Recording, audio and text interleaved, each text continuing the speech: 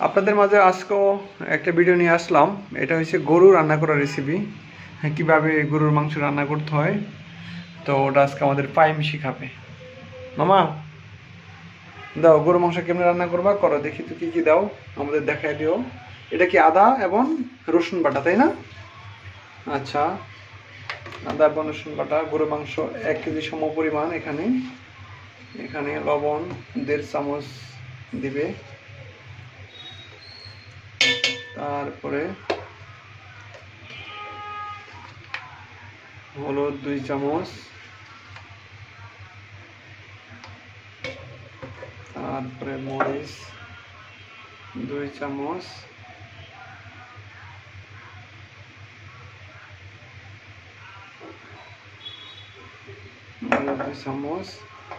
তারপরে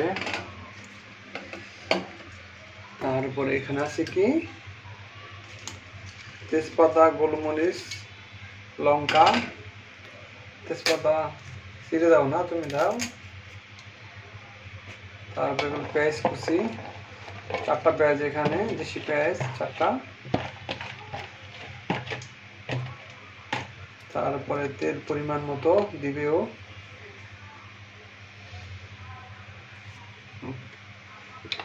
তেল উপরে এবার কি করে দেখিও।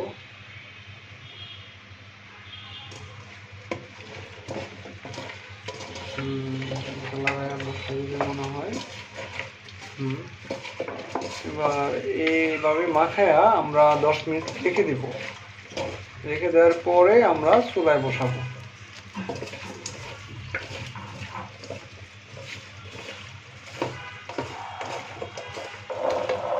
যেহেতু একটু আলাদা কালারটা কেমন দেখা যায়, এরকম হচ্ছে। এখন আমি 10 মিনিট ঢেকে রাখবো। এখন 10 মিনিট পরে আমরা মাংসটাকে চুলায় বসালাম। এই যে এখন এটাকে প্রায় 10 মিনিটের মতো আমরা কষাবো। কষানোর পরে চুলা এরকম হালকাভাবে দিয়ে রাখবেন।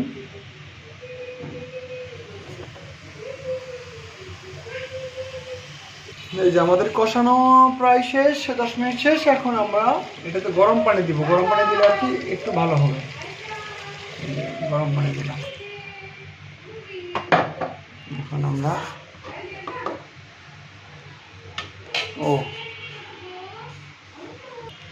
এই যে আমরা এখন আলুটা দিয়ে দিলাম। একটু পানি দিয়ে আমরা আবার কষাবো। কষানো হয়নি, আরো কষাতে হবে।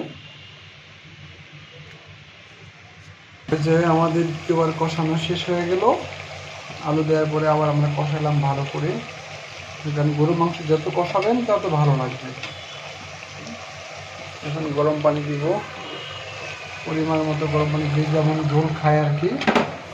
আমরা এটা ঝোল খাবো, তো তাই বেশি ঝোল দিতেছি।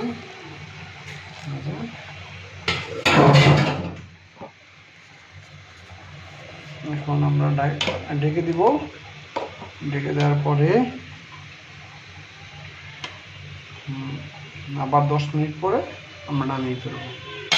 তারপরে সে খাওয়ার উপযোগী হয়ে যাবে। যে আমাদের রান্না শেষ হয়ে গেছে। এখন আমরা শুকনা জিরার ফাঁকি দিব, দিয়ে চুলাটাকে হালকা নিবু নিবু করে 2-3 মিনিট রেখে দিবেন। দেখবেন যে সুন্দর খাবার উপযোগী হয়ে গেছে। এই যে চুলাটাকে আমরা একদম কমাই দিবেন, একদম কমাই দিবেন। নিবু নিবু করে 5-6 মিনিট রেখে দিবেন, অথবা 2 মিনিট রেখে দিবেন। এই যে এখন মাংস তো হয়ে গেল। এখন ঢেকে রাখি এটা। আর হলো, আর আমরা আজকে এটা মানে পোলাও রান্না করছি। এটা আমি রান্না করছি, যদিও এটা আমি আপনাকে আরেকদিন এটা ভিডিও করে দেখাবো কেমন রান্না করতে হয়। সবাই ভালো থাকবেন। আসসালামু আলাইকুম ওয়া রাহমাতুল্লাহি ওয়া বারাকাতুহু।